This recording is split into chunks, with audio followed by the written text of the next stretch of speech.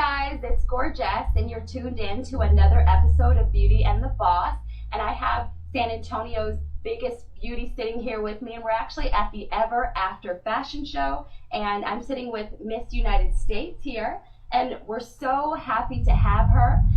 It's Alayah Benavidez, and I'm so glad that you're sitting here with me today, and she'll actually be hosting the Ever After Fashion Show here in just a moment, but I wanted to sit down and just go do something that makes you uncomfortable. I'm like, okay, I will. So I did the pageant, and of course by the time they went to call the winner, I didn't think there was any chance that it was me, because I'm like, this is my first time, what am I doing?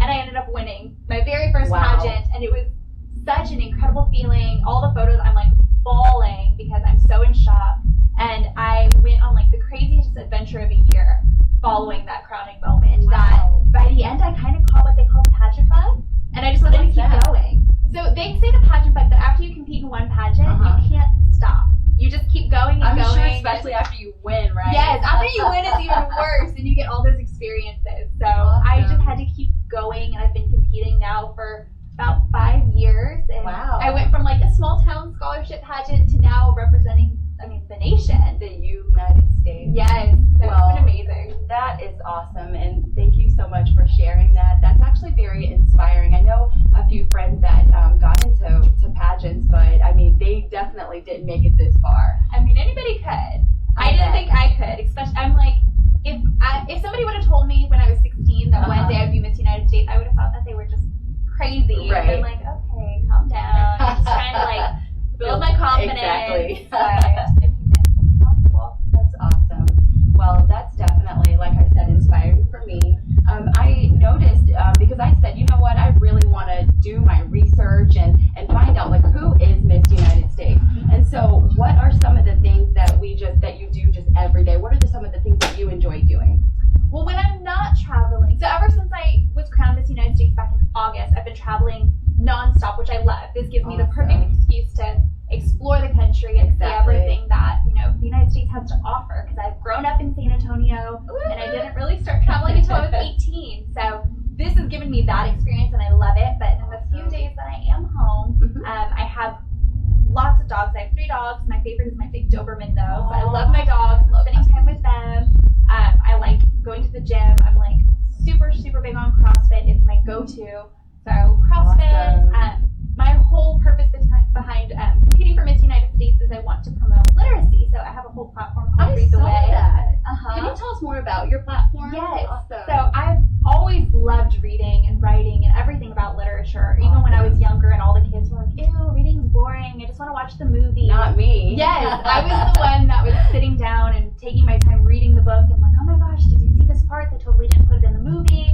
All my friends were like, okay, calm down. Nerd. Yes, but then I was always passing my standardized tests. Exactly. I was always passing English with no problem. Essays were a breeze, even in other topics. So growing up and looking more and more into literacy and the rates that, 1 in 4 Americans grow up to be functionally illiterate. And you have to think in a classroom of, 25 kids. That's a big large chunk. number. Yes, exactly. exactly.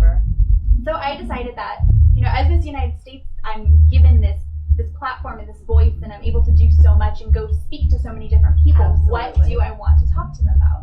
So I decided that would be perfect for me. I'm an aspiring English teacher, so it just all came together the way it was supposed to. So I've been able to do that throughout the last 6 months, I think, of my reign. Wow. I'm already about halfway through. It's so sad to think that. It's okay, because you will definitely stay with us and be in our hearts, because I had the opportunity, not just before I knew I'd have you on the show, I actually just talked with people about you, because we saw that moment for you where you won, and it was like we won, because you're right here, of course. And so that was a great one for everybody. And I said, you know what, I love your platform, what you stand for, what you're doing, but one thing I saw that I was just a little jealous of is the traveling. Oh, God. And so what are some of your favorite places that you've been, and why?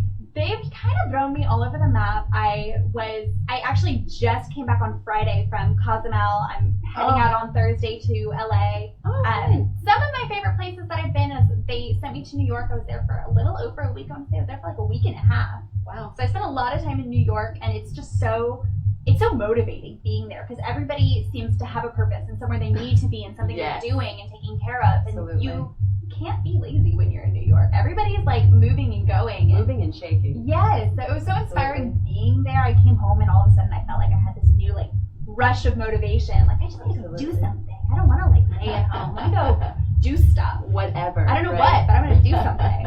So New York was super awesome for that reason. But of course, I mean, you can't complain when you're in Cozumel. It's gorgeous. And the same thing with LA. So I'm excited to go there. I know that they have me lined up for a lot more trips coming up. I have Miami. I have Vegas. Our pageant is in July, and that's going to be in Orlando, Florida. So they're sending me all over the map as much as they can before my year is up.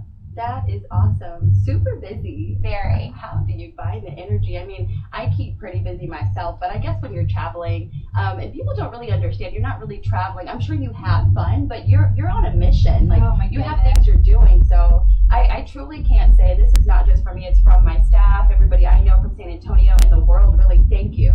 Thank you for everything, because you're doing an amazing job. And so we don't have much time, so there's just two things I want to touch base on. One, I know just with everything that you're doing, traveling and everything that we've just talked about, that you're super busy. How can everybody at home keep in touch with you? What's the best way to just keep in touch with you and kind of follow what you're doing? Yes, so I'm huge on Instagram. Instagram's like my number one social media outlet, and everything else just kind of stems from there. So my Instagram is at Real Miss United States. Okay. Easy peasy. Follow me there. I'm constantly updating that. I try to do at least one post a day, keep people updated with where I'm going. And I love the Instagram stories now Of because course. it kind of mixes that with Snapchat, and I don't have to worry about Snapchat as much. Oh my gosh, I know. And it's easy because you just log right in and they pop Exactly. up. So. Yes, I love it. Awesome. So at Real Miss United States, and that's on Instagram. That is awesome. Instagram. You guys hear that? So if you want to keep in touch with what Miss United States is doing, then you can catch her on Instagram, and she will definitely just keep it updated and keep it fun. The last thing I wanted to end with, and I hate that we don't have much time, but I wanted to ask you. So we've told everybody at home how they can keep in touch with you. What is next for you? And what I mean by next is, after here, I know you said you're going to do some traveling. What is it that when you're traveling, what is it that you're doing? It differs. So every time I go somewhere, sometimes it's for fashion shows where I'm modeling, I'm hosting, or sometimes it's just get involved in community service. I knew New Orleans was really big for that because of the recent flooding that they had at the beginning of the year. The United States National Pageants was actually working really closely with Thomas Morstead, and he has an organization there for Teen Comeback Kids. Awesome. So we did a lot of work with them, and going to New Orleans kind of helped me get a little bit more of a hands-on idea of what impact we made when we were working on things like that. So it varies every time. It's kind of like whatever they call me to go do, I'm Awesome. up and ready to go. Awesome. Well, thank you so much for sharing that. And thank you guys for tuning in. But I wanted to say she's wonderful. And as you guys hear, being in pageants is not just about being pretty on the outside. You've got to be beautiful on the inside, like Miss United States.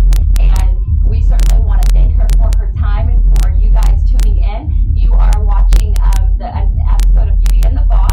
And just stay tuned. About 5:15, I'll be coming back to you for the red carpet